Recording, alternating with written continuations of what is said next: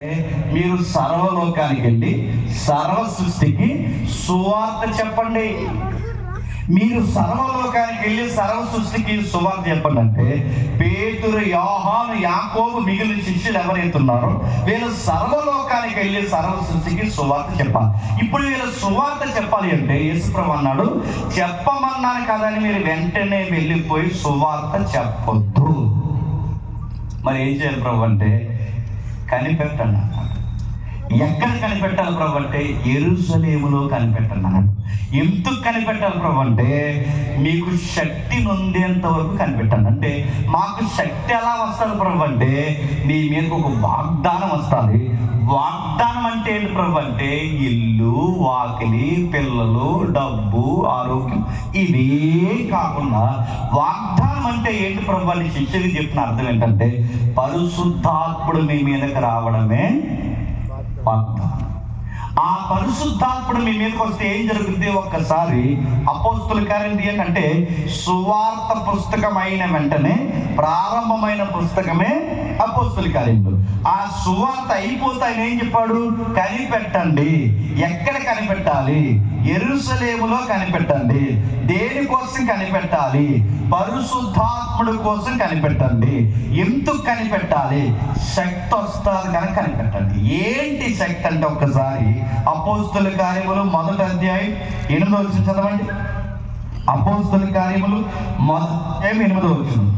ఆయనను పరిశుద్ధాత్మ మీ మీదికి వచ్చినప్పుడు మీరు శక్తి నొందెదరు గనక మీరు యెరూషలేములోను యూదయ సమరయ దేశములంతటను భూదిగంతముల వరకు నాకు సాక్షులై ఉండాలని వాళ్ళు విభాగండి. భూదిగంతాల వరకు సాక్షులై ఉండాలి అంటే యెరూషలేము, యూదయ, సమరయ దేశములంతటను భూదిగంతాల వరకు సాక్షులై ఉండాలంటే వీళ్ళకి ఏముండాలి? శక్తి ఉండాలి. ఇప్పుడు అడుగుతున్నాను, పరిశుద్ధాత్మ శక్తి అంటే ఏంటి? అనుభవంగా గుర్తుపెట్టుకోండి. పరిశుద్ధాత్మ శక్తి అంటే టాచ్ మీ సైడ్ ఉంటాయి ఎన్ని, అది కాదు. పరిశుద్ధాత్మ శక్తి అంటే ఏంటి?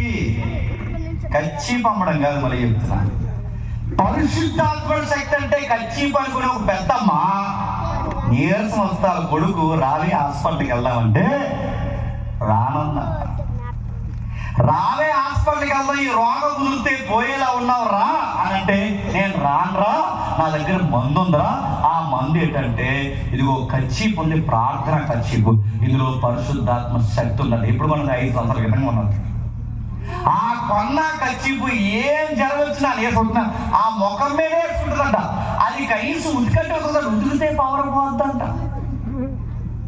అందుకే ఆ కచ్చీపు మీద వేసుకుంటుందంట, అది పవర్ నడుతుంది. కచ్చీపుల్లో శక్తి ఉన్నవేంటి? సుత్తది. నూనె బాటిల్లో శక్తి సుత్తు మాట్లాడండి. శక్తి దేవుళ్ళు ఉంది తప్ప వస్త్రంలో లేదు. శక్తి దేవుళ్ళు ఉంది తప్ప మెటీరియల్లో లేదు. శక్తి దేవుళ్ళు ఉంది తప్ప నాలాంటి వాడు ఎవరైనా టాచ్ అంటే అక్కడ లేదు. మీరు అంత అమాయకంగా ఉండకండి. పరిశుద్ధాత్మ శక్తి అంటే చెప్తున్నా, పరిశుద్ధాత్మ శక్తి అని గుర్తుపెట్టుకోండి. సువార్త చెప్పాలి అంటే ఎవడ పడితే వాడు దమ్ము కలిగిన సువార్త చెప్పలేడు. ఆ సువార్త చెప్పాలంటే గుండెల్లో రగిలించే ధైర్యం కలిగిన పరిశుద్ధాత్మ శక్తి ఉండాలి. అంటే పరిశుద్ధాత్ముడిచ్చే ధైర్యమే శక్తి. అంతకుముందు పేతుర్ని ఒక అమ్మాయి అడుగుతుంది ఏమనంటే, నువ్వు కూడా గలిలయ మనుషులతో తిరిగిన వ్యక్తివేగా అంటే ఆ పేతురు ఏమంటారు తెలుసా? అస్సలు వాళ్ళు ఎవరో నాకు తెలియదు అన్నాడు. ఇదే పేతురు ఇప్పుడు పెద్దలు పిలిచి గట్టి కొట్టి యేసుప్రభు నామాన్న ఎక్కడైనా స్వస్థత చేసి ఆ ప్రకటన చేశారో మేము చంపి పడేస్తామంటే పేతురు ఏమన్నా తెలుసా? నేను కన్న వాటిని విన్న వాటిని చెప్పకుండా ఉండలేమని అధికారి ఎదుట ధైర్యంగా సువార్త చెప్పాడు. అప్పుడు అమ్మాయి అడిగితే భయపడిపోయిన పేతురు ఇప్పుడు పెద్దలు అడిగి కొట్టినా భయపడకుండా ధైర్యంగా సువార్త చెప్తాడంటే అప్పుడు లేని ధైర్యం ఇప్పుడు ఈ పెద్ద మనిషికి ఎలా వచ్చిందంటే పరిశుద్ధాత్మ శక్తి. గుర్తుపెట్టుకోండి. అంటే సువార్త చెప్పాలని అడుగుతాను. కాకమ్మగా ఎవరైనా చెప్తారు. బైబుల్లో ఉన్నది ఉన్నట్టుగా భయపడకుండా చట్టాలు మార్చేసినా, లేనిపోయిన రూల్స్ పెట్టేసినా, ఎంత ఇబ్బంది పెట్టినా, చంపుతామని బెదిరించినా భయపడకుండా యేసు నామమును గట్టిగా ఎవరు చెప్పగలరంటే ఆత్మను పొందుకున్న వాళ్ళే చెప్పగలరు. శక్తి కలిగిన వారే చెప్పగలరు. ఆత్మను కానీ మీరు ఇటు సైడ్ పోకండి. నూనె, తైలము, కచ్చిపు, ఉప్పు, గిప్పు అక్కడికి పోకండి. పరిశుద్ధాత్మ శక్తి అంటే వాక్యాన్ని ఉన్నట్టుగా ఎదురుగా నిలబడినది ఎంత తోడైనా సరే నా దేవుడు నమ్మదగిన వాడని గట్టిగా ప్రకటన చేసి చెప్పగలిగిన వారే పరిశుద్ధాత్మ నడిపింపగలిగిన వారు. అమలరాయ ఇలాంటి శక్తిని అపోస్తలులకు ఇస్తున్న ఎందుకు? మీరు రోమ ప్రభుత్వ అధికారులకి మీరు సువార్త చెప్పాలి, రాజుకు సువార్త చెప్పాలి, సైనికులకు సువార్త చెప్పాలి, యెరూషలేములో సువార్త చెప్పాలి, సమరయలో సువార్త చెప్పాలి, భూదిగంతాల వరకు సువార్త చెప్పాలి. ఈ భూమి మీద ఉన్న ప్రతి ప్రాంతానికి మీరు సువార్త చెప్పాలంటే మీరు బెదరక, చెదరక, భయపడక మీరు గట్టిగా సువార్త చెప్పాలి అంటే మీ మీదకి పరిశుద్ధాత్మ శక్తి రావాలి. అప్పటి వరకు మీరు ఎక్కడికి కదలొద్దు. అంతగా ఆ శక్తి కొరకు కనిపెడుతున్నారు. ఎక్కడ? మేడగదిలో. ఎంతమంది? 120 మంది. ఈ 120 మంది కనిపెడుతుంటే సరిగ్గా ఈ కనిపెడుతున్న టైంలో ఆ దేశానికి ఒక జాతీయ పండుగ వచ్చింది, నేషనల్ ఫెస్టివల్, హార్వెస్ట్. ఆ ఏదైతే వచ్చిందో ఆ జాతీయ పండుగ పేరు పెంతెకొస్తు పండుగ. ఈ పెంతెకొస్తు పండుగ ఎప్పుడైతే వచ్చిందో ఈ పెంతెకొస్తు పండుగకి చెదిరిపోయిన ఇశ్రాయేలు అంటే ఆయా దేశాలకు చెదిరిపోయారు కాదు, దేవుడు చెదరగొట్టాడు. ఎందుకు పాత నిబంధనలు ఉన్న ఇశ్రాయేలుని దేవుడు చెదరగొట్టాడంటే వీళ్ళకి దేవుడు మేలు చేస్తే స్తుతిస్తారు, మేలు పొందిన తర్వాత సుఖిస్తారు, ఆ సుఖించిన తర్వాత దేవుడిని మర్చిపోతారు. అందుకే ఈయన బుద్ధి అలాంటిదంటే అందితే చుట్టూ అందకపోతే కాళ్ళు. ఇలాంటి బాగుంటేనేమో దేవుడు సన్నిధికి రారు, బాగోకపోతేనేమో దేవు మాకు ఏదో చేయంటారు. ఇలాంటి తృప్తి కలిగిన జీవితాలు కలిగి దేవుడిని ఎక్కిరించి సుఖాలకు మనైతే దేవుడు మొట్టికాయలేసి తరివి పాడేసాడు. ఎలా ఇప్పుడు గుర్తుపెట్టుకోండి, మాట వినలేనోని దేవుడు ఎలా బుద్ధి చెప్తాడు? ఆకాశం నుంచి ఒక చెయ్యలా వచ్చి ఏంట్రా పనులు అండవు. గుర్తుపెట్టుకో, ఎలా బుద్ధి చెప్తాడు? నువ్వు మాట వినకపోతే, ఇశ్రాయేలు మాట వినకపోతే పక్కనున్న వేరొక సామ్రాజ్యాన్ని లేపాడు. ఆ సామ్రాజ్యం అస్సూరు సామ్రాజ్యం లేచింది, బాబులోను సామ్రాజ్యం లేచింది, మెడోపెర్షియన్స్ లేచారు, గ్రీకులు లేచారు, చిన్న చిన్న సామ్రాజ్యాలు వాళ్ళ మీద తిరిగి లేచాయి, రోమా ప్రభుత్వం వాళ్ళ మీద తిరగబడింది. ఈ ప్రభుత్వాల తాకిడికి ఆ జాతి అక్కడ నిలబడలేక ప్రపంచ దేశాలు చెదిరిపోయింది.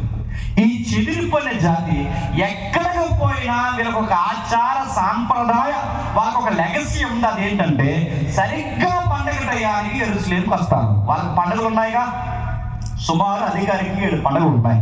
ఆ పండుగల్లో ఒక పెంతెకొస్తు, అదే గుడారాల పండుగ, పెంతెకొస్తు పండుగ, పస్కా పండుగ, ఈ పండుగలు ఉన్నాయిగా. ఈ పండుగలు ఇశ్రాయేలు పాటించే పండుగలు. గుడారాలు అంటే మీరు ఈ గుడారమే చూడకండి, అక్కడ పండుగలు. ఆ పండుగలు ఏమైతుందో సరిగ్గా పండుగ టైంకి యెరూషలేముకి వస్తారు. ఆ యెరూషలేముకి వచ్చినప్పుడు ఆయా దేశాల్లో చెదిరిపోయారు. కనుక ఎప్పుడు చెదిరిపోయారు?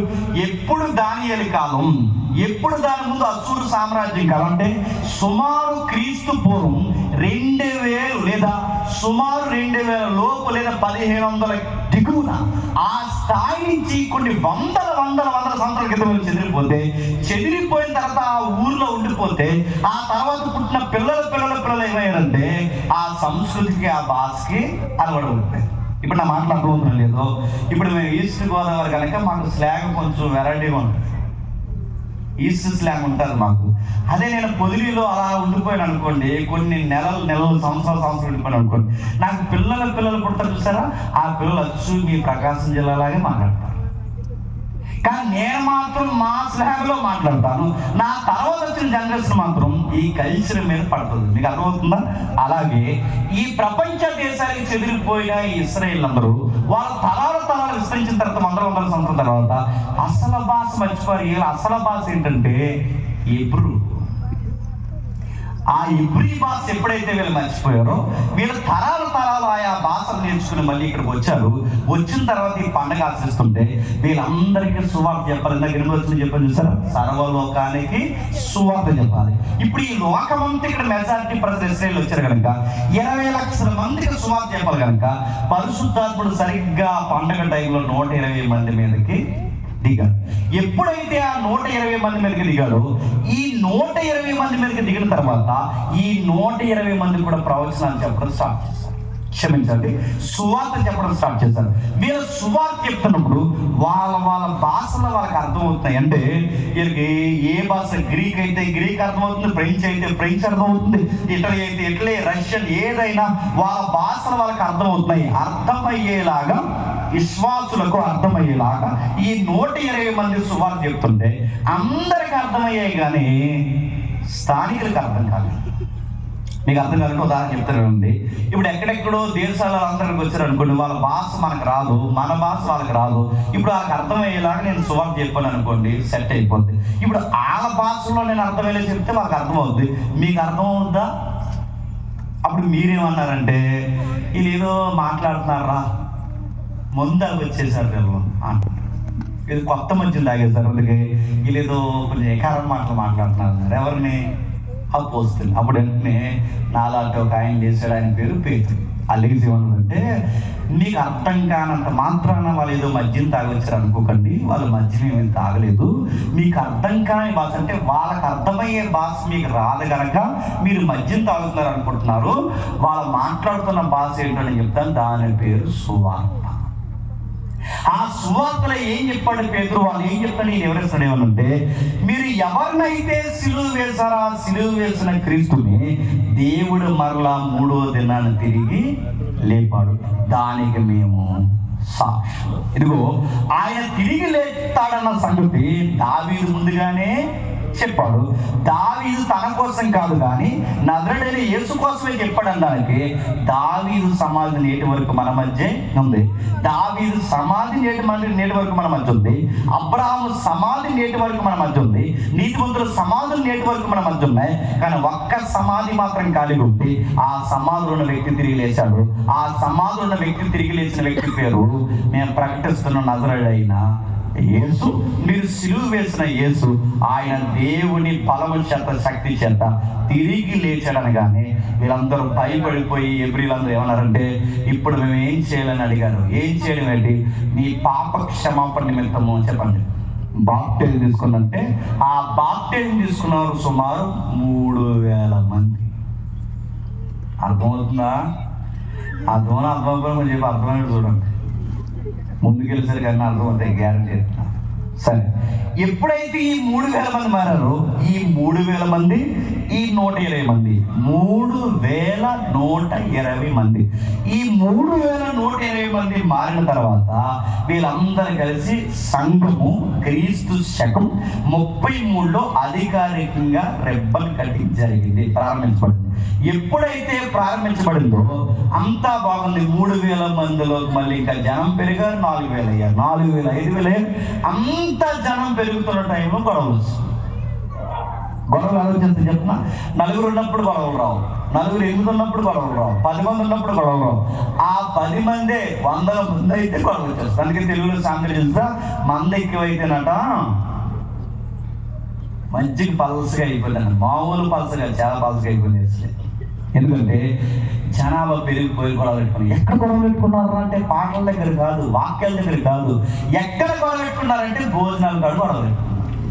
ఎక్కడ? భోజనాలు కాదు. గుర్తుపెట్టుకోండి, ఇదంతా ఎక్కడ ఉంటుంది? ఆరోగ్యం ఉంటుంది. మీరు ఇంటికి చదవండి. ఈ భోజనాల దగ్గర ఎప్పుడైతే గొడవ పెట్టుకున్నారు ఎప్పుడు గుర్తుపెట్టుకోండి. పెళ్ళిళ్ళలోనైనా సంఘాల్లో అయినా ఎక్కడ గొడవలు వస్తాయి చెప్పండి? భోజనం అదో జబ్బది చెబుతాను.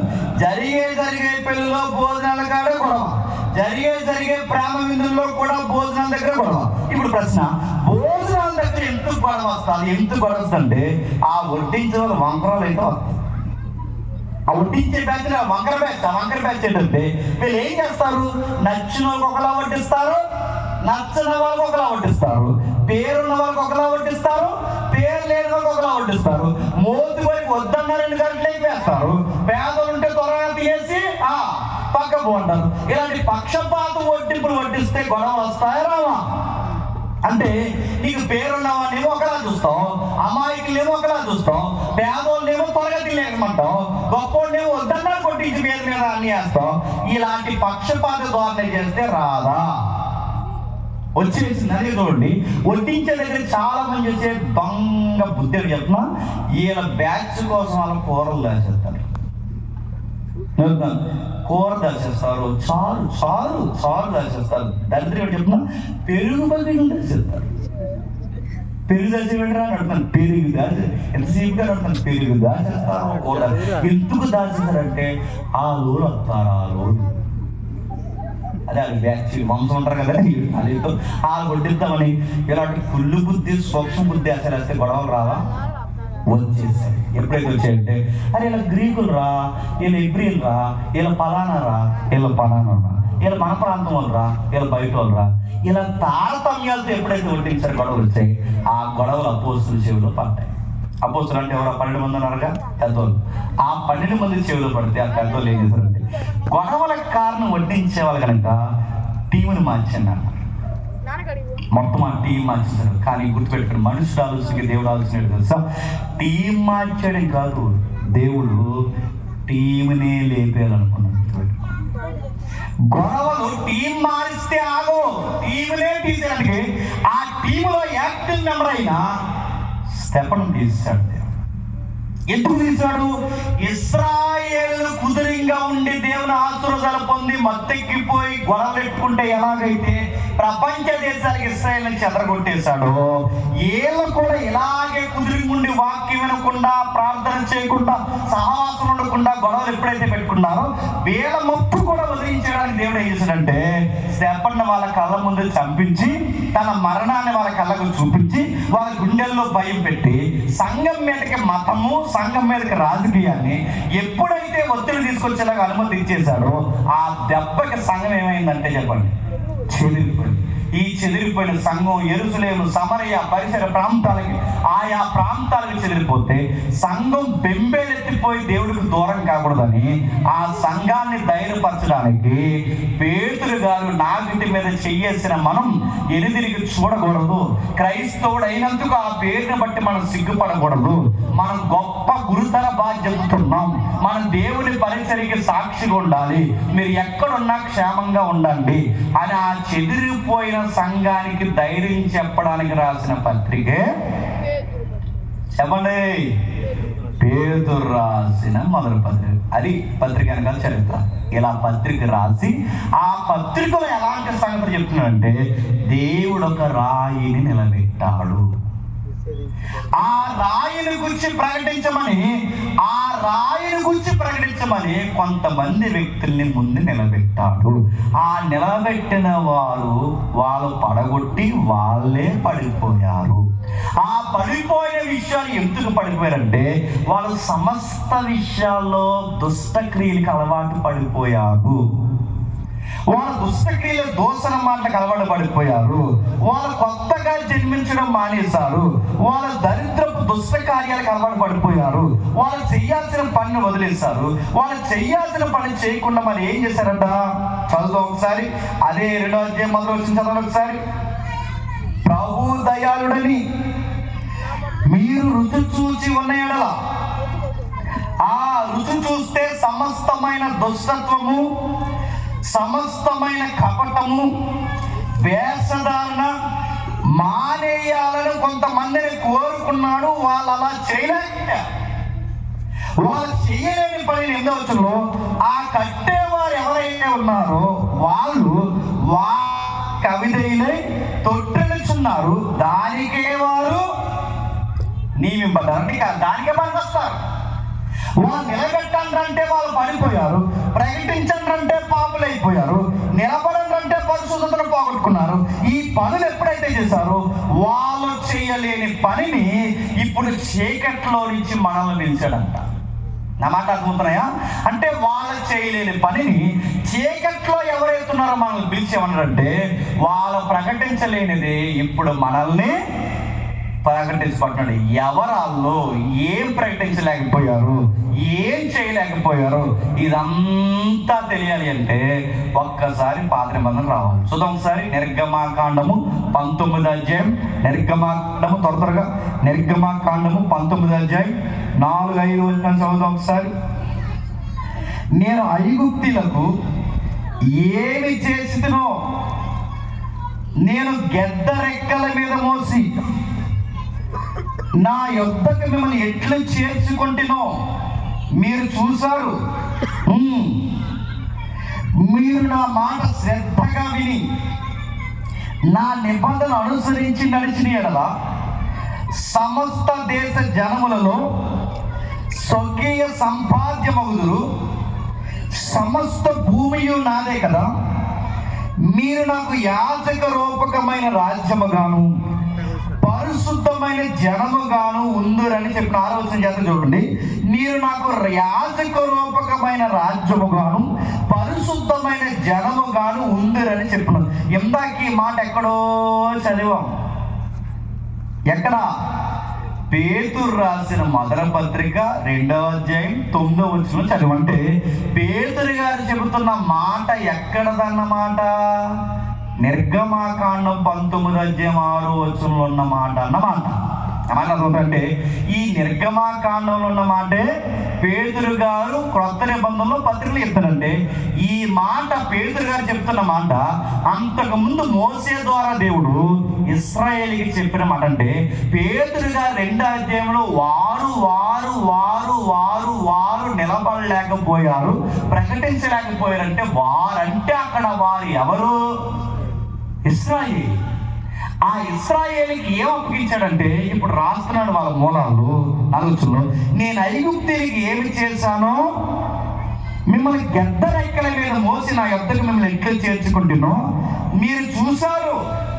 నేను ఐగుప్తీయులకి ఏం చేశాను? ఐగుప్తీయులు ఏం చేశాడు? 10 తెగుళ్ళు సృష్టించాడు. ఆ ఐగుప్తీయులో 10 తెగుళ్ళు సృష్టించినప్పుడు వాళ్ళకి అర్థమైన విషయం తెలుసా? ఆశ్చర్యపోయారు. ఐగుప్తీయులకి తెల్లారితే దేవుడు ఎవరో తెలుసా? సూర్యుడు దేవుడు. ఏ సూర్యుడైతే దేవుడు ఆ సూర్యుడిని మోసే చీకటిగా మార్చేశాడు. ఐగుప్తీయులకి తెల్లారితే ఆ నైలు నది దేవత, ఆ నది నీళ్ళు రక్తంగా మార్చేశాడు మోసే. వాళ్ళకి వర్షం దేవుడు వర్షాన్ని వడగళ్ళగా మార్చేశాడు.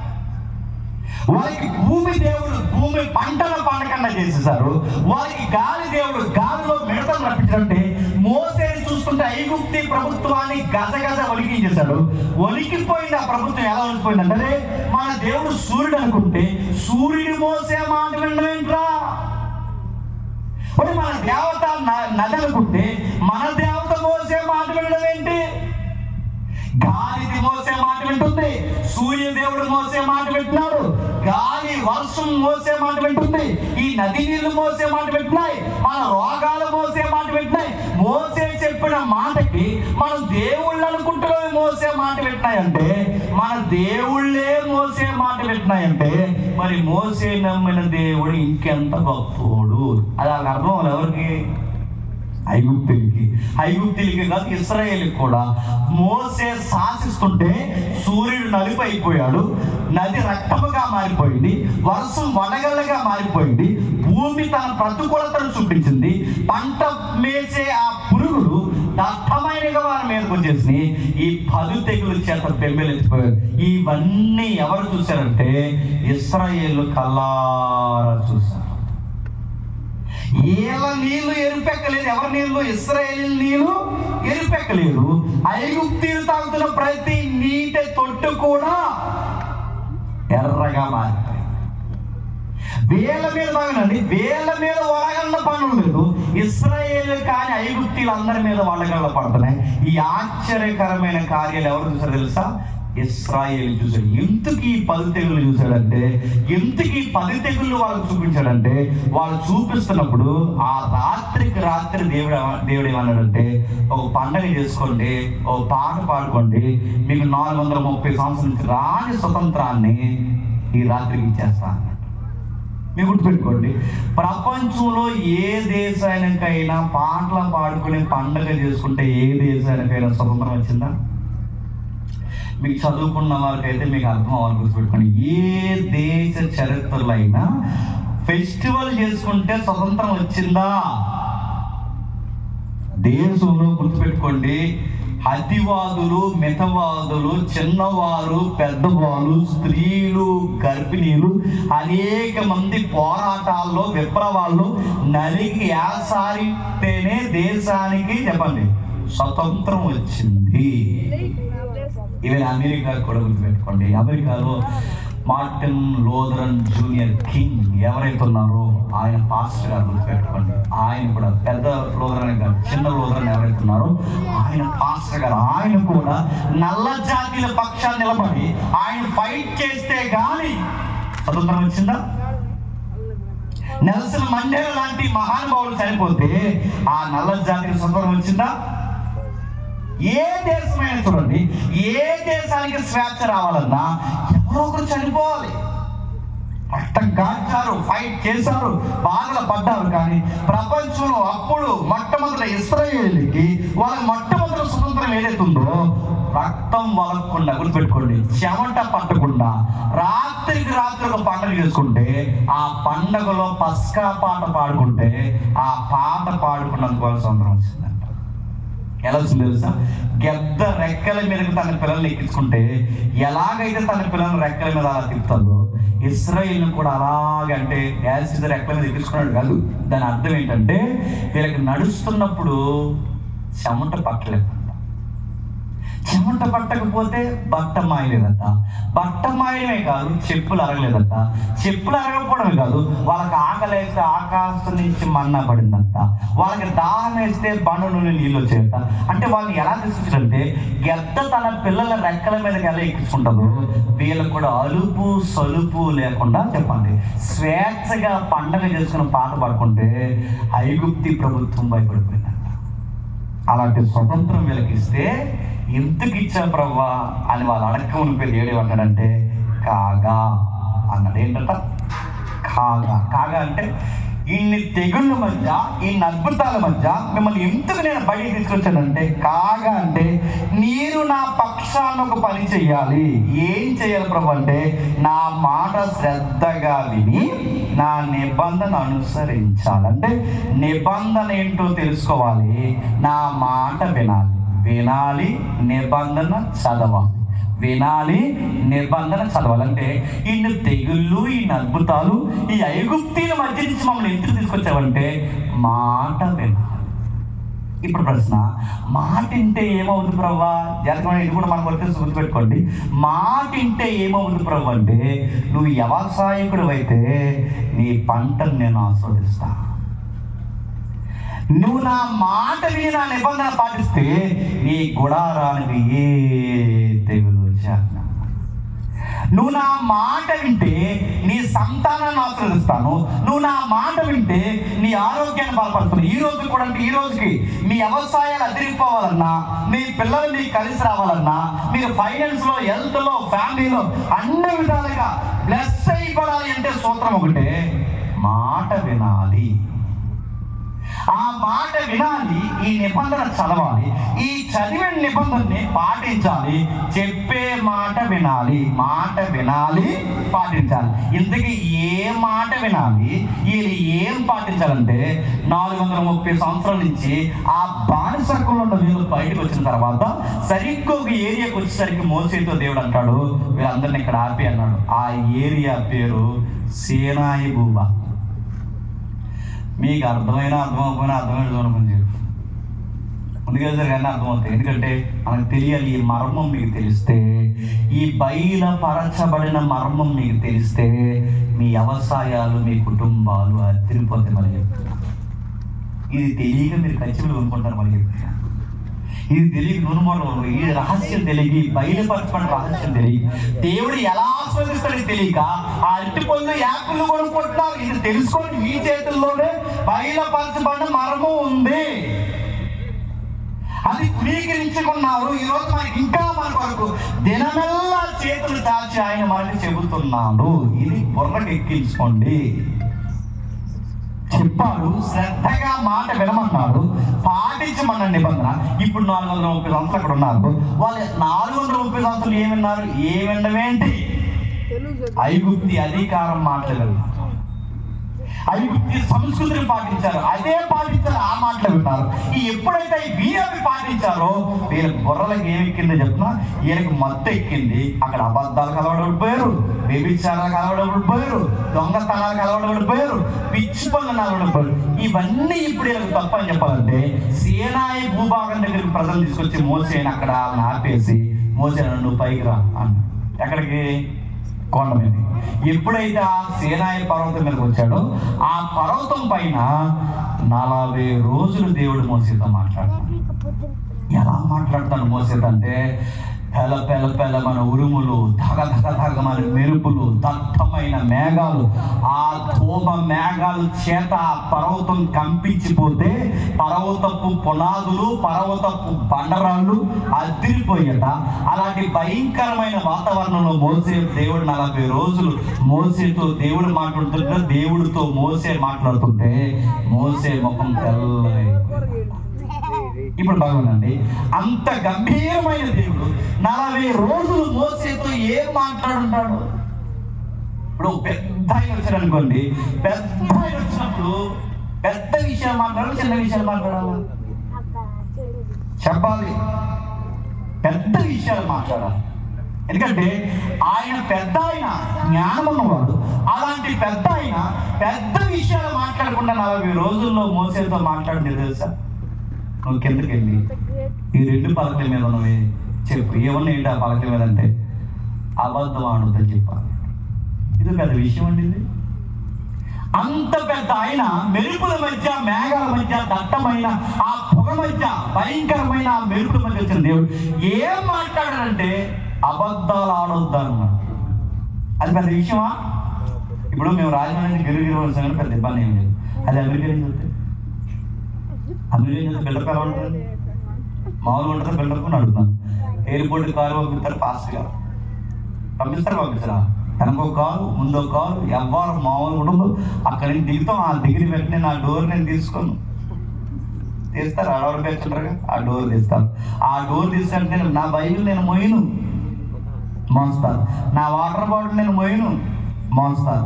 నా షూ నేను తులుసుకోను, చెప్పండి, తీస్తారు. నన్ను ఇక్కడ ముందుగా తులిచేస్తారు, కూర్చోబెట్టి ఇవన్నీ చేస్తారు. నాకు మైక్ అంటే ఎవరు ఈ మాత్రం తోపుతురుమని ఎంత చెప్తారు, ఇదంతా చెప్తారు.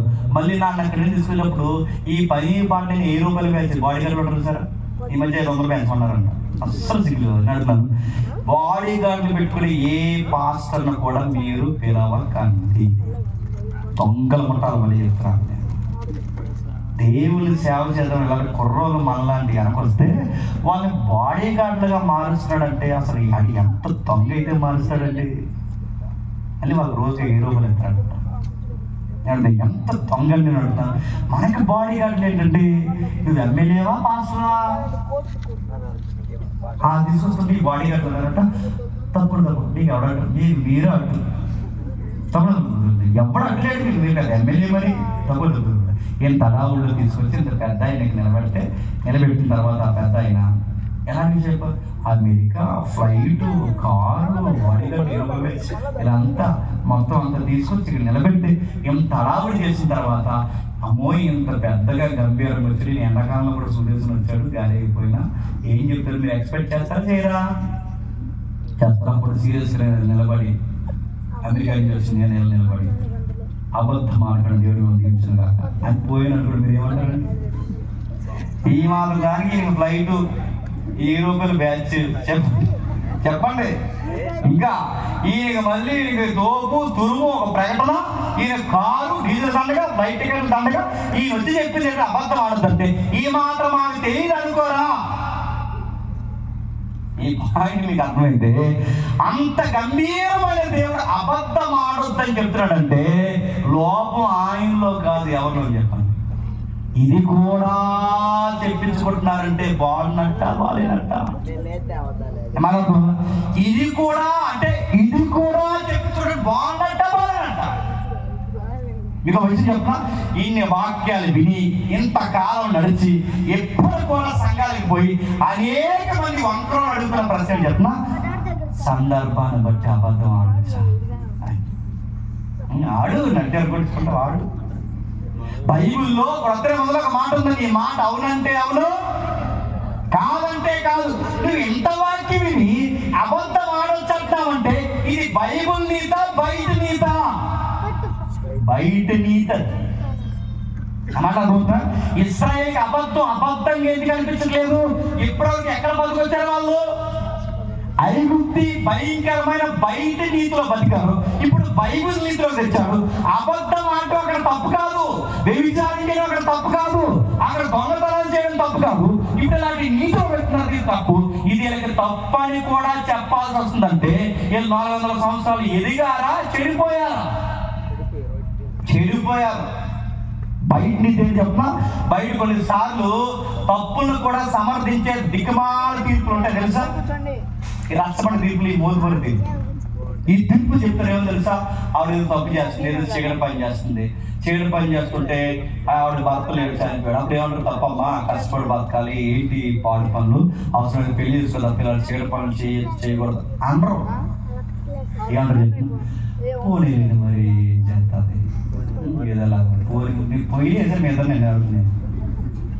అడుక్కో తినో అవసరం అడుక్కో, వాళ్ళ లోపల వస్తే ఒళ్ళు అమ్ముకోవచ్చా? ఇది నీదంటే తప్పుడు కూడా జాలిగా చెప్పే వంకర ప్రపంచం. ఈ ప్రపంచం గుర్తుపెట్టుకో. ఓడి పెళ్లి చేసుకో, మరి చెప్తాను, కష్టపడితే కష్టపడు, ఒళ్ళమ్మకు ఒకవేళ డబ్బే కావాలనుకుంటే ఏదో పని చేయి, ఏ పని అడుక్కో, శివకి నిలబడి. అంతేగాని నీతిని అమ్మేవచ్చా? పెదరాయుడు తీర్పులు అంటారు తెలుసు, పెదరాయుడు సింహరాయుడు తీర్పు. ఈ పెదరాయుడు తీర్పులు అంటే మీరు పరిస్థితులు నన్ను పాకలేదు అవి చూసే కదా మారకం ఉంది. పెదరాయుడు తీర్పులు అయ్యి ఆ పెదరాయుడు తీర్పుల్లో తీర్పు ఆడు దొంగతనం చేస్తాడు, దొంగతనం చేస్తాడు, తీసుకొస్తాడు కష్టపడలో తీసుకొస్తే ఆడినంటారు దొంగతనం చేసేవారంటే. ఎరా దొంగతనం చేసావంటే అవునయ్య గారు చేసాను. ఎందుకు చేసావా అని అడుగుతాడు పెదరాయుడు. పెదరాయుడు పని ఉంటుంది, అడుగుతాడు. అడిగినప్పుడు పెదరాయుడు చెప్తాడు ఆకలి వేసింది అయ్య గారు అన్నాడు. తప్పు నీరు కాదు చెప్పండి, ఆకలి నీరు కూడా ఆకలి పెట్టినా చెప్పండి. మొత్తం మీద ఎవరి మీదకి ఏంటి అందరూ కలిసి ఆ మాటలు కాకపోతున్నాయా? తప్పు అంట. ఎందుకు తప్పు చేశారంటే ఆకలి వేస్తే, ఆకలి వేస్తే తప్పు చేస్తే తప్పు కాకుండా పోతా అంటాడు పెదరాయుడు. ఈ పెదరాయుడు ఆకలి పెట్టిన దేవుడు తప్పు తప్ప నీ తప్పు కాదంటే బైబిల్ ఏమని చెప్పినా ఆకలి కోసం గుర్తుపెట్టుకోండి, నీతి కోసం ఆకలి తప్పుడుతుండు తప్ప, నీతి కోసం ఆకలి తప్పుడుతుండు తప్ప, ఆకలి కోసం నీతి తప్పావో నీకు పెదరాయుడు దెప్ప ఉప్మా అయిపోతుందని చెప్పింది బైబిల్. అబద్ధం ఆడొద్దంటే ఆడద్దు, వద్దంటే వద్దు. ఇలాంటి 10 ఆజ్ఞలు ఇచ్చాడు ఎవరికి? ఇశ్రాయేలుకి. ఇప్పుడు ఈ 10 ఆజ్ఞలు ఇచ్చినప్పుడు వీళ్ళు పాటించగలరా పాటించలేరా అన్నది దేవుడికి ముందుగా తెలుస్తారో తెల్ల భవిష్యత్తు తెలుసు కదండి. వీళ్ళు పాటిస్తారో పాటించారో దేవుడు తెలుసు. కానీ విషయం చెప్తున్నా, వీళ్ళు పాటించలేరని తెలిసినా పదాయించు. ఎందుకు మాట్లాడుతున్నారు? వీళ్ళు పాటించలేరని తెలిసినా పదాయించదు. ఏంటి పదాజ్ఞ అంటే నేను తప్పు చేయకు, దేవుడు ఉండకూడదు, విశ్రాంతి పాటించాలి, అబద్ధాలు ఆడొద్దు, వ్యభిచారం చేయొద్దు, దొంగతనం చేయొద్దు, చేయొద్దు. ఇవి 10 ఆజ్ఞలు. ఈ 10 ఆజ్ఞలు ఇచ్చిన తర్వాత వీళ్ళు పాటించలేరని దేవుడు తెలుసు. మరి పాటించలేరని తెలిసినప్పుడు ఎందుకు ఇచ్చాడు? పాటించలేరని ఇచ్చాడు. అదేంటి అంటే మరి పాటించలేనప్పుడు ఎందుకు ఇవ్వడం అంటే ఇప్పుడు వీళ్ళకి ఒక విషయం అర్థం అవ్వాలి, మేము దేవుని నీతిని పాటించలేము. ఎందుకు అది అర్థం అవ్వాలి?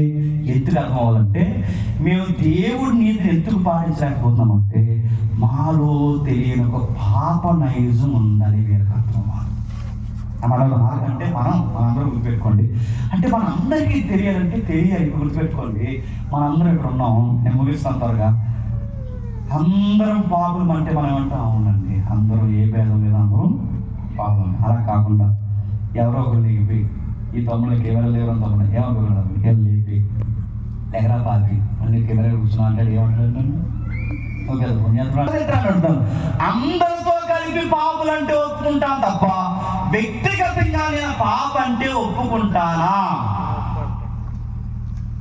కష్టం. ఒక ప్రార్థన చేస్తాడట, పురుగుల ప్రభు అనగానే పక్కన అనుకున్నాడు, అవును ప్రభు.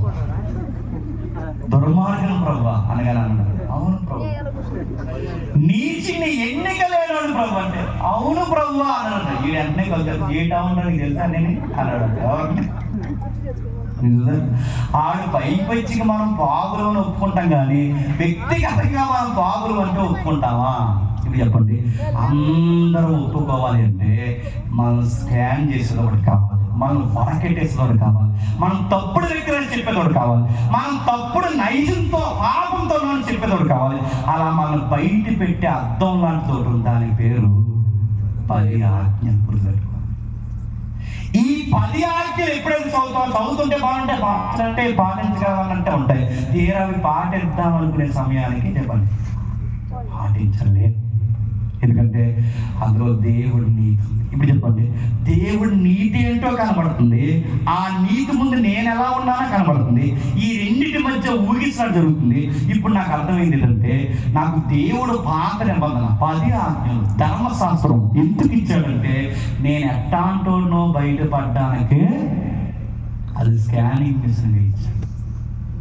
ఇప్పుడు అది చదువుతున్నప్పుడు ఏమవుతుందంటే, ఆ బైబిల్ చదువుతుంటే ఓ పక్క దేవుడు అర్థం అవడమే కాదు, మరో పక్క చెప్పండి నేనేంటో నాకు బాగా అర్థమవుతుంది, నేను ఎంత దేవుడు దూరం అయిపోయినా అర్థమవుతుంది, నేను ఎంత దుర్మార్గం ఉన్నాను అర్థమవుతుంది.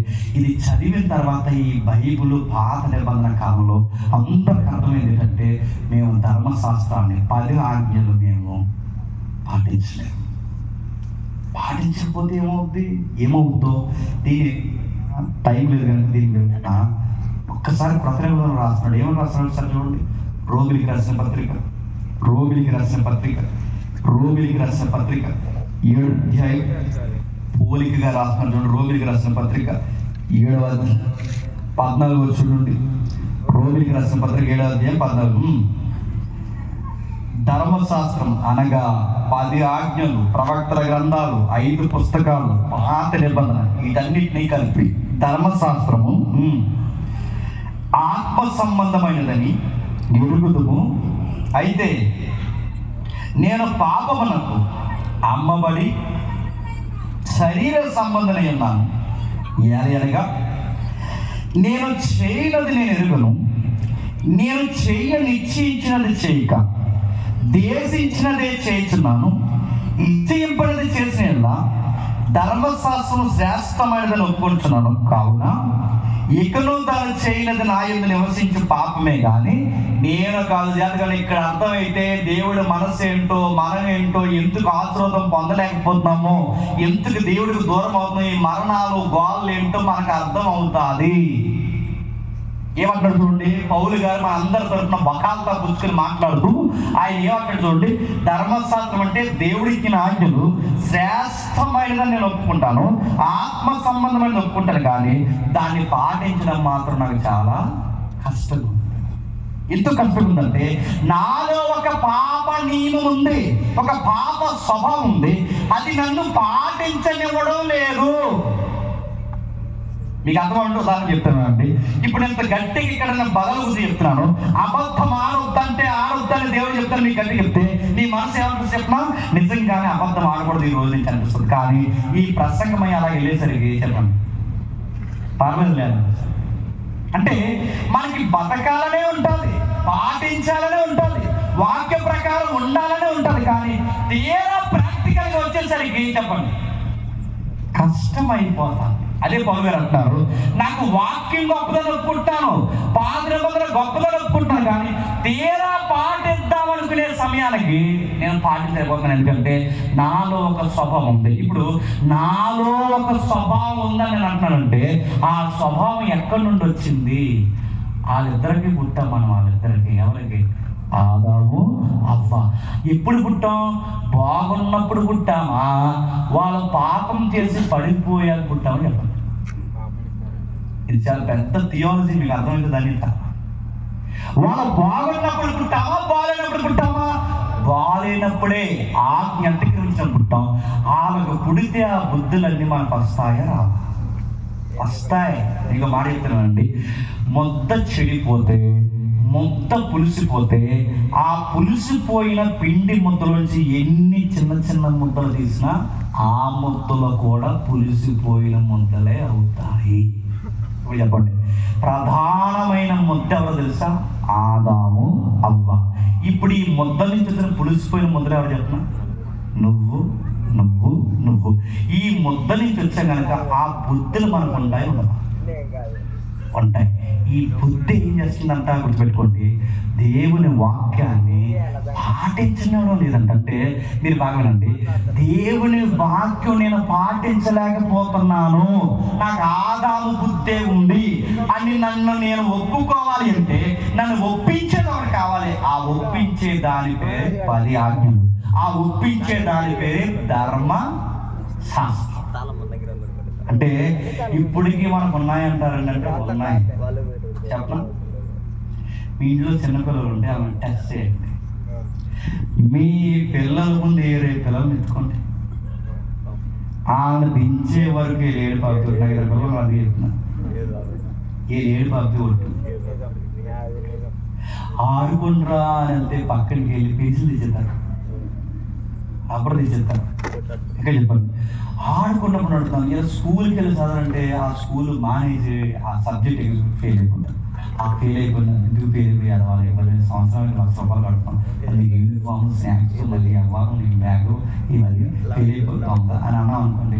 డాడీ ఈసారి నేను పాస్ అయిపోతాను అన్నీ ఏమని తెలుసా, నేనే కాదు ఆడు ఫెయిల్ అయిపోతాను. మీకు ఏమర్థమవుతుంది? ఈ డైలాగ్ అన్నీ ఎక్కడ విన్నాం బైబిల్లో, ఏదేదో తోట. ఆదాము దేవుడు అంటలేవని ఎందుకు ఫెయిల్ అయిపోయావంటే ఆదాం ఎవరు తెలుసా? నేనే కాదు, చెప్పండి, ఆవిడ ఫెయిల్ అయిపోయా. నువ్వు ఎందుకు ఫెయిల్ అయిపోయింటే ఆవిడేమని చెప్పండి. అది అది అన్నమాట.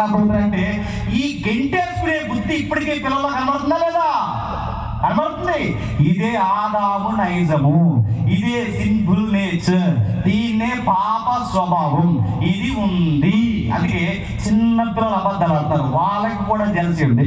ఆ వయసుకి వాళ్ళు మాట్లాడే మాటలు నాకు గుర్తొస్తున్నాయి, కానీ అవే మాటలు పెద్దవి మాట్లాడితే దాని పేరు జలసి, అసూయ. గుర్తుపెట్టుకో, అది ఉంది అడుగుతున్నాను, అది ఉంది. అందుకే ఆ దోబుచ్చులాడే స్వభావం మనలో ఉంది కనుక ఈ ధర్మశాస్త్రాన్ని మనకు పాటించాలి ఉంటుందంటే మనిషి ఎలా చెప్పినా పూర్తిగా మంచోడు కాదు, పూర్తిగా చెడ్డోడు కాదు, పూర్తిగా మంచిలో ఉండలేడు, పూర్తిగా చెడ్డలో ఉండలేడు. ఈ మంచి చెడు కలిసిపోయిన మనిషి ఎక్కడి నుండి వచ్చాడంటే మంచి చెడులో కలిసిపోయి పడిపోయిన ఆదాము నుంచి వచ్చాడు.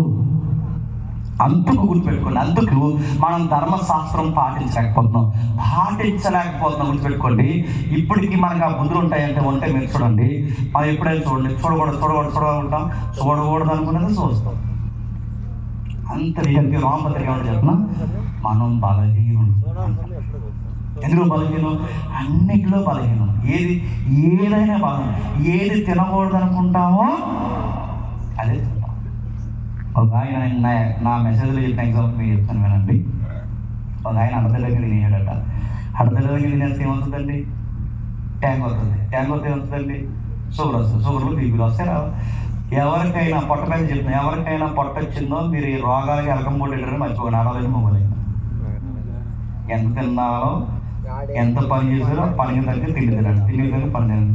ఇంకా రేపు నుంచి రైస్ దొరకనండి తినకండి, షుగర్ వస్తుంది మనకి. అందుకే చంద్రబాబు నాయుడు గారు ఈ మధ్య ఏమంటారంటే రైస్ తక్కువ తినండి, ప్రోటీన్ ఎక్కువ తినండి. ప్రోటీన్ అంటే ఏటా అనుకోలేను. ప్రోటీన్ అంటే ఏంటంటే కాస్త ఆ మసాలాలు రైస్లో తగ్గించి ఆ కర్రీలు ఉండే ఆ వంట విషయం మనం అనుకున్నాయి, ఆ లెసన్స్ మనం గట్టిగా తినాలి. కూర ఎక్కువ తినాలి, రైస్ తక్కువ తినాలి. మనం కూర తీసుకుంటాం, రైస్ తినడానికి ఎంత అవుతుంది? ఈ పెద్ద మర్మాలు కాదు, మనకు అలా ముందు మనమే బాడీ చేసుకుని చెప్పండి పని మనం. సరే, ఎప్పుడైతే ఒక ఆయన రోగం వచ్చింది, ఆ రోగం వస్తే షుగర్ వచ్చేసింది. పెద్ద ఆయన చెప్పారు, షుగర్ వచ్చేస్తే డాక్టర్ గారు అన్నారు, బాబు మీరు కొంచెం షుగర్ వచ్చింది, మీరు ఫుడ్ టయాన్ని తినాలి, కొంచెం వాకింగ్ చేయాలి, ముఖ్యంగా ఆ లడ్డూలు అయితే తినకండి, స్వీట్లు అయ్యని చెప్పారట. నిజంగా ఆయనకు లడ్డూలు తిని అలవాట్లేదు. డాక్టర్ గారు లడ్డూ తినొద్దన్న దగ్గర నుండి చెప్పండి తినేదండి. అది మనం ఎలా చెప్తున్నా, ఏది తినకూడదు అనుకుంటామో చెప్పండి అది తింటాం, ఏది ఉండకూడదు అనుకుంటామో అది ఉంటాం, అబద్ధం ఆడకూడదు అనుకుంటాం ఆడతాం, 30 వర్షకి మాటిస్తాం, ఈ సంవత్సరం కానీ చదవకుండా ఉంటాం. మనం ఎవరు చెప్తాం? మాట ఇచ్చి మాట తప్పుతాం, చెయ్యాలనుకుంటే చేయలేకుండా ఉంటాం. ఇలాంటి పనులు మనం ఎప్పుడైతే చేస్తామో దీన్ని ఏమన్నా తెలుసా బైబుల్? పాపం. ఈ పాపం మనలో ఉంది. ధర్మశాస్త్రం శాస్త్రం అన్ని కూడా అడుగుతున్నాను, ఏమీ పాటించలేదు. నేను ముగిస్తున్నాను. మరి పాటించకపోతే మనల్ని బైబిల్ ఏమన్నంటే, అది రోమిలికి రాసిన పత్రిక 3:10 చూడండి. నీతిమంతుడు లేడు, ఒక్కడును లేడు, గ్రహించేవాడు లేడు, దేవుని ఎతికేవాడు లేడు, అందరూ త్రోవ తప్పి ఏకముగా పనికి మాలిన వారి. మనం దేనికి పనికొచ్చాం? పనికి మాల పనులు చేయడం పనికొచ్చాం. ఆ పనికి మాల పనులు ఇష్టాస్తాను కింద చూడండి. మేలు చేయవాడు లేడు, ఒక్కడును లేడు. ఒక్కడు గుర్తుపెట్టుకుంటే అందరూ త్రోవ తప్పని పనికి మాలారట. వారు గొంతుకి తెరిచిన సమాధి వారు నాలుకతో చేస్తారా? ఉదాహరణ చెప్తాను వినండి. ఒక ఊర్లో ఆ ఊరికి చీడపేళ్ళ ధైర్యం ఒకడు ఉన్నాడు. ఊరందరూ తిట్టుకున్నారు వాడిని. వీడు చచ్చిపోతే బాగుంది, దగ్గర అనుకుంటారు. అనుకున్నట్టు చచ్చిపోయిన తర్వాత అందరూ తిట్టుకున్నారు. చచ్చిపోయిన తర్వాత ఆ శవం దగ్గరకు అందరూ చెయ్యో మంచోడు, అనవసరంగా చచ్చిపోడు, బతుకే బాగుంది, అందరూ పోగొడుతున్నారు. అది ఆవిడ అక్కడ ఉంది, అలా ఆవిడ మర్చిపోతుంది. ఇంకా పోగొడుతున్నారు మా ఆయన, ఇంకా పోగొడేస్తున్నారు. అలా ఆవిడకి మర్చిపోయేసినాడు. ఎవరా చచ్చిపోయిన నాన్న కాదు చూడు అన్నారు. ఏమనుకుంటుంది?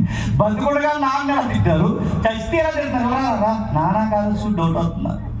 ఈ జనాలు వాళ్ళు చెప్పిన ముందేమో పొగుడుతారు, వెనకాల ఏం తెలియదు. అందుకే ఈ నేచర్ చెప్తుంది బైబిల్ ఏమని? వాళ్ళ నాలుక, వాళ్ళ గొంతుకి తెలిసిన సమాధి. నువ్వు స్తుతి అంటే పర్లో ఉందంట, వాసన అంట సమాధి. మరి స్తుతి ఆరాధనలు తెలుసా? స్తుతారాధనలు ఇవన్నీ. స్తుతారాధన అంటే ఈ ప్యాక్స్ అవి కొడతా వచ్చి తమ్ముళ్ళు పెడుతున్నారు, ఈ కీబోర్డ్ అది కొట్టే తమ్ముడు ఒక ఆయన వచ్చి ఆ వీడియో వచ్చిన బయటికి మీరు చూసలేదు. ఆయన ఒకసారి వచ్చి స్తుతి కొట్టు స్తుతి అన్న ప్యాటర్న్ అంటే ప్యాటర్న్ టెక్నిక్స్ కొట్టుకో. స్తుతి అంటే స్తుతిగా స్తుతి అంటే గట్టిగా వేసుకుంటాడు కదా, లాస్ట్ లో బీట్ వేసాడు కదా. స్తుతి అంటే నడుతున్నాను. స్తుతి అంటే ఏంటి? అందుకే మనకి అన్ని స్తుతి మాటలు. అందుకే మనం ఏమని తెలుసా? సమాధి. బయట ఒకటి చెప్పండి, లోపల ఒకటి. వాళ్ళు నాలుగుతో మోసం చేస్తారు. 10 రూపాయలకి అడ్డగోలు అబద్ధాలు ఆడరా? జస్ట్ 10 రూపీస్ మాట్లాడతాం. 10 రూపాయలకి 10 అబద్ధాలు ఆడతాం. కలిసి వస్తే అబద్ధాలు ఆడతాం. జనాలు నేల కోసం ఎదుటి మీద అన్యాయంగా పోతాం. ఇలాంటి అన్ని బుద్ధులు ఉన్నాయి కదా. వాళ్ళ పెదవుల కింద సర్ప విషం ఉంది, వారి నోటి నుండి శపించుట పగ ఉన్నది, రక్తం తిందుటకు పాదాలు పరిగెత్తున్నవి, నాశనము కష్టము వారి మార్గం ఉంది, శాంతి మార్గం వారి ఎదుర్కోదు, వారి కళ్ళు తిరుగుతారు, దేవుని భయం లేదు. ఇప్పుడు బాగుందండి. అక్కడ అన్ని అవయవాలు ఇస్తుండీ. నాలుగు బాలేదు, గొంతుకు బాలేదు, పెదాలు బాలేదు, నోరు బాలేదు, పాదాలు బాలేదు, కన్నులు బాలేదు. మరి ఏం బాగుంది? ఏమీ బాగుంది. బయట బాలేదు, లోపల హృదయం అసలు బాలేదు. నడినెత్తి మొదలుకున్న అధికారం వరకు మనిషిలో ఏమీ బాలేదు. మరి ఏమీ బాగుపోతే మరి నేను దేనికి పనికి వస్తామంటే, అప్పుడు మన మీదకి నేరస్థాపన చేయడం చట్టం వచ్చిందట. ఆ చట్టం పేరు 10 ఆజ్ఞలు, ఆ చట్టం పేరు పాత నిబంధన, ఆ చట్టం పేరు ధర్మశాస్త్రం. ఆ ధర్మశాస్త్రం ఏమందో 19 ప్రతి నోరు మూయబడినట్లు సర్వలోకము దేవుని శిక్షకు పాత్రమవుతుంది. ఇప్పుడు చెప్పండి, పాత నిబంధన ఎందుకు ఇచ్చారు తెలుసా? గుర్తుపెట్టుకోండి. వీళ్ళ పాటించలేరని దేవుడు తెలుసు. మరి పాటించలేనప్పుడు ఎందుకు ఇచ్చాడంటే, పాటించలేరని ఇచ్చాడు. మరి పాటిస్తున్నప్పుడు వాళ్ళకి ఏమర్థం అవుతుందంటే, పాపులు మనకు అర్థం అవుతుంది. పాపులను అర్థమైతే ఏమర్థం అవుతుందంటే, మాకు శిక్ష ఉందని అర్థం అవుతుంది. శిక్ష ఉందని అర్థమైనప్పుడు వీళ్ళకి ఏమర్థం అవుతుందంటే, ఈ శిక్ష నుంచి తప్పింపబడాలి అంటే నేను ఏం చేయాలని దేవుడి దగ్గరికి రావాలని అర్థం అవుతాడు. ఇవి చెప్పండి, నేను దేవుడి దగ్గరికి తీసుకొచ్చి తెలుసా? ధర్మశాస్త్రం, చట్టం. ఈ చట్టం ఎలా తీసుకొచ్చిందంట? గలతీయులకు రాసిన పత్రిక, జాగ్రత్తగా వినండి, చాలా ముఖ్యమైన సంగతి ముగిద్దాం. గలతీయులకు రాసిన పత్రిక 3వ అధ్యాయం 23వ వచనం. గలతీయులకు రాసిన పత్రిక 3వ అధ్యాయం 23వ వచనం. విశ్వాసము ఎల్లడి కాక మునుపు విశ్వాసం అవలసిన వారముగా చెరలో ఉంచబడినట్లు మనలను ధర్మశాస్త్రము చెరలో ఉంచింది. చెప్పండి, చెర చెర చెర చెర చెర అన్న దానికి అర్థం ఏంటి తెలుసా? Arrest arrest arrest. ఇప్పుడు చెప్పండి, పాత నిబంధన 10 ఆజ్ఞలు ఈ ప్రపంచ మనుషుల్ని, ఇశ్రాయేల్ని, అన్యుల్ని అందరినీ ఏం చేసింది తెలుసా? అరెస్ట్ చేసింది. ఇది అరెస్ట్ చేసిందంటే అరెస్ట్ చేసేవారిని ఏమంటారు? పోలీస్. గుర్తుపెట్టుకోండి, ఇది పోలీసు లాగా, చట్టం లాగా పనిచేసి అందరిని అరెస్ట్ చేసింది. అరెస్ట్ చేసి మన మీద నేరాలు మోపింది. ఏమని నేరాలు మోపిందంటే, వీళ్ళ గొంతుక మంచిది కాదు, వీళ్ళ నాలుక మంచిది కాదు, వీళ్ళ కళ్ళు మంచిది కాదు. నిజంగానే అది చెప్పినట్టే మనలో ఏ మంచి చెప్పండి లేదు. మనం స్కాన్ చేసిందండి, తీసుకెళ్ళింది, అరెస్ట్ చేసింది. ఈ అరెస్ట్ చేసిన ఏ పోలీస్ అయినా గుర్తుపెట్టుకోండి, పోలీసు వాళ్ళకి శిక్ష విధించే రైట్ ఉందా? లేదు. పోలీసులు అరెస్ట్ చేయగలరు, కానీ పనిష్మెంట్ ఇచ్చే రైట్ వాళ్ళకి లేదు. వాళ్ళు అరెస్ట్ చేస్తారు, సాక్షులు ప్రవేశపెడతారు, సిడి ఫైల్ రాస్తారు. ఇలా మనపెట్టిన ఫైల్ ఉంటుంది సార్, కోర్టుకు పట్టుకెళ్తారు. లాయర్ చేతుల్లో, పోలీసు చేతులు ఉంటారు, దాన్ని సిడి ఫైల్ ఉంటుంది, కేసు డైరీ. అది ఇలా మడత పెడతారు, మన చట్టాంతా అందరూ రాస్తారు, సాక్షి చేస్తారు, సాక్షులు ప్రవేశపెడతారు. ఇవన్నీ పెట్టి ముద్దాయిని, సాక్షిని మొత్తం ఈ సిడి ఫైల్ పట్టుకెళ్ళి ఆ జడ్జి గారు ముందు పెడతారు. జడ్జి గారు టేబుల్ మీద కూర్చుంటారు, ఫైల్ ఓపెన్ చేస్తారు, మొత్తం పార్ట్ 1 పార్ట్ 2 సిఆర్పిసి మొత్తం అంతా చదువుతారు. ఆ చదివిన తర్వాత ఫైల్ అంతా తిరిగేస్తారు. ఆరోపింపడిన నేరస్తుల్ని కళ్ళ ముందు చూస్తారు, సాక్షులను చూస్తారు. అన్నట్టుగానే ఈ పోలీసులు చెబుతున్నట్టుగానే వీడు అన్ని విషయాల్లో తప్పుడు వ్యక్తి అయి ఉన్నాడు. చూస్తారు, ఫైల్ చదువుతారు, సాక్ష్యాలు వింటారు. అన్ని విన్న మీదట, చదివిన మీదట నేరము ధృవీకరణ చేయబడ్డ, రుజువు చేయబడిన తర్వాత ధృవీకరించి జడ్జి గారు వాడికి శిక్ష వేసేస్తారు. ఇప్పుడు బాగుందండి, నేను ముగిస్తున్నాను. ఇది అర్థమైతే మీకు కన్నీళ్ళు రావాలి. మనం అందరూ నేరస్తులని మన అందరి మీద నేరం మోపింది పాత నిబంధన చట్టం. వీళ్ళందరూ పాపులని చెప్పింది. కళ్ళుతో, చెవులతో ఏ మంచి చేయరు వీళ్ళు. వీళ్ళకి శిక్ష పడాలని ఎప్పుడైతే చెప్పిందో తీసుకొచ్చి జడ్జి గారి ముందు నిలబెట్టింది. ఆ జడ్జి గారు తీర్పిచ్చేశారు, నీతిమంతుడు లేడు, ఒక్కడునూ లేడు. మరి దేనికి పని వస్తారంటే జడ్జి నరకానికి పడడం తప్ప దేనికి పనికిరాదు. జడ్జిమెంట్ కన్ఫర్మ్ అయిపోయింది. నరుడు అరిశాడు. ఏమని అరిశాడు తెలుసా? అయ్యో, ఇట్టి దౌర్భాగ్యమైన మరణపు పరిస్థితి నుంచి నన్ను ఎవడు విడిపించు. ఇలాంటి ఘోరమైన బుద్ధి నేను పుట్టిన దగ్గర నుంచి నాకుందన్న సంగతి నాకు బయలుపరచబడిన తర్వాత వాక్యం వినాలనే ఉంది, వాక్యం పాటించాలని ఉంది, కానీ పాటించకపోయేసరికి ఈ పరిస్థితుల్లో ఉండిపోయాను. ఇప్పుడు నేను నరకానికి తప్ప, శిక్షకు తప్ప దేనికి పనికిరాలని నిజంగా నేను ఒప్పుకుంటున్నాను. నా కళ్ళు మంచివి కాదు, చేతులు మంచివి కాదు, నేను తప్పించుకునే అవకాశం నాకు లేదు. ఇట్టి మరణం నుండి నన్ను ఎవడు విడిపించు. అప్పుడు జడ్జి గారి కిందకు వచ్చారు, కోర్టు పక్కకి తీశారు. జడ్జి గారు ఆ ముద్దాయి ఒక మాట చెప్పారు, నీ మీద పడిన శిక్ష నేను మీదేసుకున్నాను, నువ్వు పక్కకు పో అన్నాడు. ఆ వచ్చిన జడ్జి గారి పేరు నజరేయుడైన యేసు. పాత నిబంధన అంటే ఏంటి చెప్తాను, నేను ముగిస్తాను. పాత నిబంధన అంటే ఏంటి చెప్తాను, నువ్వు నేను పాపులమని చెప్పి పాపులనైన మనల్ని అలా రక్షకుడి దగ్గర తీసుకొచ్చి ఆ రక్షకుడు విలువేంటో మనం చూపించే చక్కటి నిబంధన చెప్పండి, పాత నిబంధన. అందుకే పౌలు ఏమంటాడంటే, ధర్మశాస్త్రం లేకపోతే పాపం అంటే ఎట్టుదో నాకు తెలియదు, ధర్మశాస్త్రం లేకపోతే నేనేంటో నాకు తెలియదు, నన్ను స్కాన్ చేసి మిషన్ లేకపోతే నాలో ఏ డిసీజ్ ఉందో నాకు తెలియదు. అందుకే ఇది శ్రేష్టమైన ఒప్పుకుంటాను. ఇప్పుడు నాకు అర్థమైంది, నాలో తప్పు ఉంది, అపరాధం ఉంది, నాలో అపరాధ భావం స్టార్ట్ అయింది. ఇప్పుడు నా నోరార తెలిసి నేను అడుగుతున్నాను, ఈ శిక్షకు పోకుండా నాకు ఒక రక్షకుడు కావాలని ప్రతి గొంతు ఎత్తి అరవాలి అంటే అందరి మీద ధర్మశాస్త్రం చెప్పండి నేరారోపణ చేస్తుంది. ఇప్పుడు నేరారోపణలు ఉన్న ఈ నేరస్తులు అందరూ ఏమో తెలుసా, మాకు సేవియర్ కావాలి, రక్షకుడు కావాలి, రక్షకుడు కావాలి. రక్షకుడు అంటే ఏంటి? ఆ రక్షకుడు అంటే నాకు పడిన శిక్ష రక్షకుడు మొయ్యాలి. అందుకే నా నోరు మంచిది కాదు కనుకే ఆయన నోరు ఆరిపోయింది సిలువ మీద. నా చేతులు మంచి పనులు చేయలేదు కనుక రోమపత్రిక ప్రకారం ఆయన చేతులకు మేకులు పడిపోయాయి. నా పాదాలు మంచివి కాదు కనుక నాకు పడాల్సిన మేకులు ఆయన పాదాలకు పడిపోయినాయి. నేను నడినెత్తి మొదలుకొని అరికాల వరకు నేను ఏ మంచి చేయలేదు కనుక ఆయన తలకి చెప్పండి మొండ్లకి రిటర్న్ పెట్టేశారు. ఇవన్నీ ఎందుకని జరిగాయంటే నన్ను బతికించడానికి దేవుడే మానవుడికి వచ్చి నా కోసం చనిపోయాడు. ఇప్పుడు చెప్పండి, ఇదంతా జ్ఞాపకం చేస్తాను ఎవరు తెలుసా? పేతురు గారు. గుర్తుపెట్టుకోండి, ఆ రాయిని దేవుడు నిలబెట్టాడు. ఆ నిలబెట్టిన రాయి మూలరాయిగా యేసు నిలబెడితే ఈ ఇశ్రాయేలు జాతి ఆ రక్షణ తృణీకరించారు. మేలును కాదన్నారు, పొమ్మన్నారు. ఆ రక్షణ ఎప్పుడైతే తృణీకరించారు, వాళ్ళు చేయలేని పని ఏం చేయాలి? మాట వినాలి, శ్రద్ధగా ఆజ్ఞలు పాటించాలి.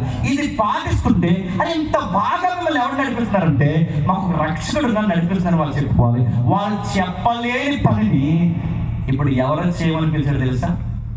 నిన్ను నన్ను చెప్పి పిలిచాడు. అందుకే వాళ్ళని ఐగుప్తి నుంచి పిలిచాడు, మన చీకట్లో నుండి చెప్పండి ఆశ్చర్యకరమైన పిలిచాడు.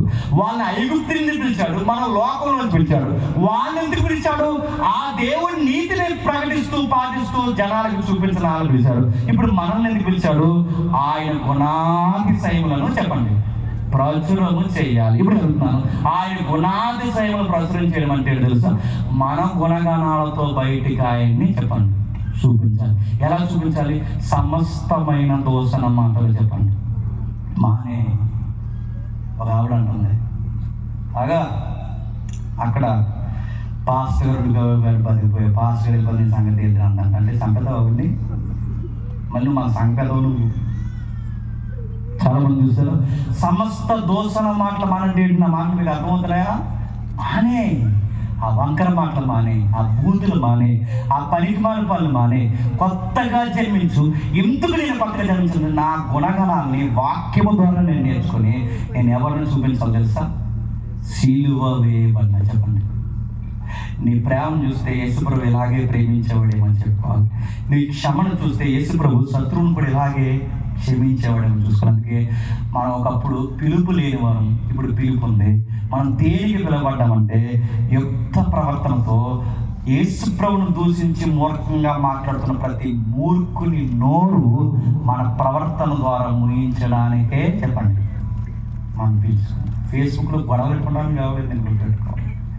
మతోన్మాదులతో నువ్వు ఉన్మాదులా తయారవుతాను పిల్లలు గుర్తుపెట్టు. దెబ్బకి దెబ్బ, పంటికి పని కొడతామని కాదు, నీ ప్రేమతో యేసుప్రభు నమ్మకం ఎంత సాత్వికంగా, ఎంత ధనికరంగా, ఎంత భరిస్తూ ఆయన ఎరగలనుకుంటా ఎంత విశ్వాసంతో ఉంటారని నీ గుణగణాలతో చూపుతాను. సంసారం చేస్తే పొరుగు సంసారాలు నీ సంసారాన్ని చూసి నేర్చుకోవాలి.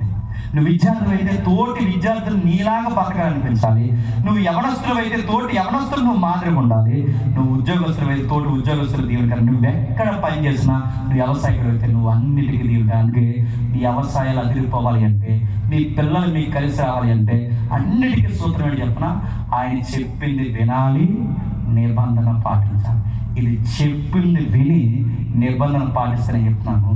ఆకాశ వాక్యంలో మీకు ఇప్పుతాడు, మీ భూమిని దీవిస్తాడు, మీ బిడ్డలు దీవిస్తాడు. ఎందుకంటే ఆయనకి సాక్షులుగా ఉన్నవారిని ఆయన సమస్త విషయాల్లో బలపరిచి అంతము వరకు మీ చేయబట్టుకుని తోడై చెప్పండి ఉంటాడు. ఇవి చెయ్యి. మరి ఏం చేశారంట అన్నారంట. ఉఫ్ అంటే బాగుపడిపోతావా? కరమా నీకే చెప్తున్నాను, ఖచ్చితంగా తెలుసుకుంటే బాగుపడిపోతావా? ఎంత వాక్యం వదిలేసి ఏ పాఠ్యం చేయకుండా ఆయన గుణాతిశయం ప్రసారం చేయమంటే ఏ బ్రహ్మ ఆయన గురించి చెప్పడం వచ్చా నీకు? అసలు నేను అడుగుతున్నాను, నేను చాలా చెప్పిన జోకి మీకు చెప్పి ముగిస్తాను. ఆయన గురించి చెప్పడం వచ్చా నీకు? చెప్పడం నీ మొఖానికి. యేసుప్రభు కోసం చెప్పడం అంటే ఏమనుకుంటున్నారో పెద్దమ్మ కనమలు అందరూ చెప్తుంది, బాబు యేసుప్రభు నమ్ముకే అన్నాడు. యేసుప్రభు నమ్ముకంటే అవసరం అన్నాడు, నమ్ముకుంటావులే అన్నాడు. అలా కాదు, నమ్ముకోవాలి నువ్వు యేసుప్రభు అన్నాడు. రోజుకు ఒక సోదరు చెప్పాలని ఫిక్స్ అయిపోయింది మెంటల్గా. ఆటో ఎక్కింది, ఆటో దిగేటప్పుడు ఆటో వాడు చెప్తాను, బాబు యేసుప్రభు నమ్ముకుంటే ఆటో వాడు ముందు 20 ఇచ్చే నమ్ముకుంటాను అన్నాడు. ఆ తర్వాత ఆటో దిగిపోయింది. ఆ తర్వాత మళ్ళీ ఆ కనబడిన అమ్మ చెప్తుంది, బాబు యేసుప్రభు నమ్ముకంటే అని అన్నాడు. నమ్ముకంటే ఏంటి అని అడిగాడు సీరియస్గా. నమ్ముకంటే ఏంటంటే ఆవిడ అంది, నమ్ముక అంటే నమ్ముకో అని సువార్త. నమ్ముక అంటే ఏంటి? యేసుప్రభు నమ్ముక అంటే అయిపోద్దా? ఒకరోడు ఒక దగ్గర అన్నాడు, నమ్ముతాను యేసుప్రభు నమ్ముతాను, మా దేవుడు నమ్ముతాను, మీ అందరి దేవుడిని సమానంగా అంటారు. అలా కాదు, నమ్ముకో అన్నాడు. ఎలా నమ్ముగా అంటే చెప్తున్నా గుర్తుపెట్టుకో, యేసు ప్రభువుని ఎంతకు నమ్మాలి, ఎందుకు ఇందులో వచ్చాం, ఏం కోల్పోయాం, ఏ పాపాత్మలు ఉన్నాం, మనలో ఏ రీతిని కోల్పోయాం, ఇదంతా చెప్పాలి. మన గుణగణాలతో వాళ్ళని యేసు ప్రభు వైపుకి తిప్పాలి. ప్రపంచ దేశాలు, సమస్త దేశాలు నావే, మీ ద్వారా సమస్త దేశాలు నా దగ్గరికి రావాలని ఇశ్రాయేలుని ఏర్పరచుకున్నాడు. ఇప్పుడు క్రైస్తవుని ఏర్పరచుకొని మీ ద్వారా ప్రపంచం అంతా చెప్పండి నా దగ్గరికి రావాలని పిలిచాడు. కానీ మనం ఏం చేస్తాం, సువార్త అర్థాలే మనకి తెలియదు. ఇది చెప్తున్నాడు పేతురు గారు ఏమని, మీరు ఎక్కడికి చెదిరిపోయినా ఈ యుక్త ప్రవర్తనలో ఇంచు కూడా మీరు చెప్పండి తేడా రానుకండి, ఇలానే ఉండండి, ప్రకటన చెయ్యండి, దేవుడు మిమ్మల్ని వీడని ఆశీర్వదిస్తాను. వాళ్ళకి చెప్పాడు ఈ రాత్రి నీకు నాకు మనందరూ చెప్తాడు. దేవుడి ముందు ఈ విషయం కాక ఆమేన్ ఆమేన్ ఆమేన్. కంగారు పడి రేపు మానే కంగారు ఇవ్వరండి, త్వరగా ముగించేద్దాం, రేపు ప్రార్థన చేసుకుందాం. ప్రేమగల తండ్రి, కృపగల దేవా, ఈ మొదటి రోజు ఆలస్యమైన మీరు సంగతి విన్నారు. రేపు కూడా మాతో మాట్లాడండి, బలమైన వాక్యాలు వినిపించండి. క్రైస్తవ్యానికి గురుతర బాధ్యత ఉంది. ఇశ్రాయేలు చేయలేని కార్యాలు తండ్రి మీ నీతిని ప్రకటించడం మమ్మల్ని తెలుసుకున్నారు. బాబులైన మాకు ఉచితంగా రక్షణ అనుగ్రహించారు. మా కొరకు మీ కుమారుని బలిగా అర్పించారు. ఈ యొక్క జ్ఞానం నేర్చుకోవాలి, ఇంకెళ్ళడానికి సహాయం చేయండి. మా కుటుంబాలు, మా బిడ్డలు మీకు సాక్ష్యం ఉండడానికే మమ్మల్ని దీవిస్తారు దేవా. దీవెనికి అర్థం అదే, పరిశుద్ధాత్మ శక్తి కార్యం అదే తండ్రి. అర్థమైన వారు ధన్యులు, అర్థం కాని వారు ఆత్మలు కానీ ఉత్తరవాదులు మిగిలిన కార్యాలు నడిపిస్తారని కోరుతూ ఈ మాట విని మా మీద చట్టమాట పలికిన వారు ఎవరు క్షమిస్తారని అనిపిస్తూ క్రీస్తున్నాము, సమర్పిస్తున్నాము తండ్రి. ఆమేన్ ఆమేన్.